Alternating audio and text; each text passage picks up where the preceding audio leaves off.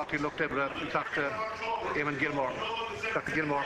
Deputy Gilmore, without interruption. Cancorla.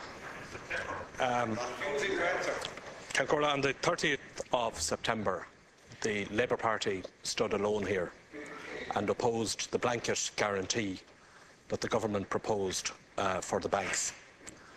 And we did so because we felt that we were not being told the full story and that the taxpayer was not being told what we were getting into with that guarantee.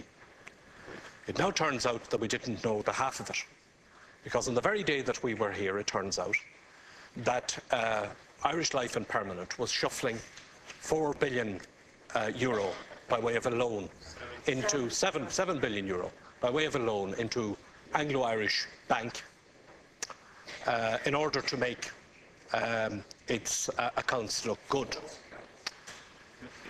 It was a kind of a financial three-card trick, a dig-out, I suppose, to beat all dig-outs. And why wouldn't they? There was no risk to them. The taxpayer was taking the risk. They could loan them any amount of billions. And it was our money. If it went wrong, we were picking it up. Government could go and impose a few more levies on working people in order to get it back. So here we have a situation where the banks can lend to each other in thousands of millions, while at the same time they can't even extend a few thousand to viable businesses in order to keep them going. And the regulator that was supposed to be keeping an eye on all of this for us now walks off with an enormous golden handshake. And the government that was presiding over it all turns around and puts levy after levy on hard-working people in order to pay for this largesse. Taoiseach, do you have any idea of the degree of anger that there is among people, particularly working people, workers in the private sector who are losing their jobs because of the credit squeeze, and workers in the public sector who are being asked to pay this so-called pensions levy? So I want a few straight answers today, Taoiseach. When did you know that this loan, or these loans, were being paid by Irish Life and Permanent to Anglo Irish Bank? I find it unbelievable that government, at the very time that it was bringing in a blanket guarantee, wouldn't have known that there was this kind of interbank loan arrangements going on before our very eyes. You said something interesting on the day of the guarantee, Taoiseach, I want to go back to. You said that you would expect that the banks would help each other out. I remember it, because I remember putting the question to you as to whether the taxpayer would end up having to pay, and you said that the banks would help each other out. So I want to ask you now, did the government encourage the payment of these loans? Or what was the extent of the knowledge, and when did it first come to your attention, and when did it first come to the attention of the Minister for Finance? You had been in discussions with the banks. We were told on the 30th of September that you were in discussions with the banks, and that arising from those discussions with the banks, you came in here and effectively asked the Dáil to hand over the deeds of the country to bail out the banks in a guarantee scheme.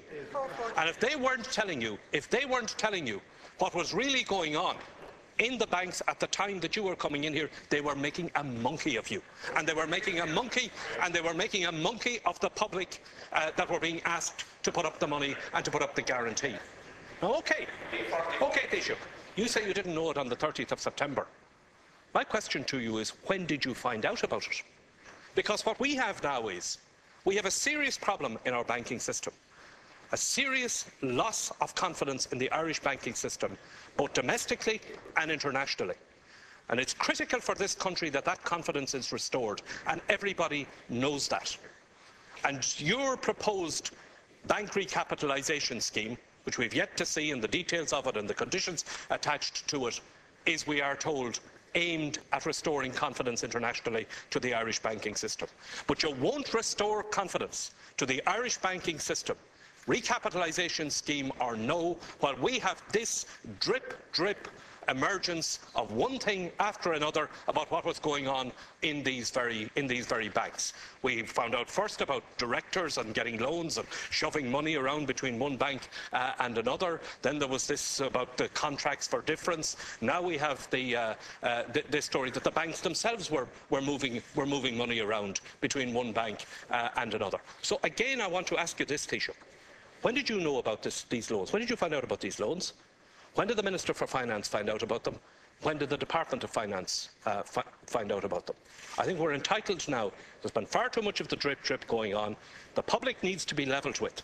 There's public money involved here, public money that's going to be put into the banks apparently, and public money that will have to be used if everything goes seriously wrong. And the people of this country, whose money you're playing with here now, and whose money is being asked to be put up, are entitled to know, when did the government of this country know that these arrangements were going on between the banks and that this loan was made? And I ask you to tell the House that.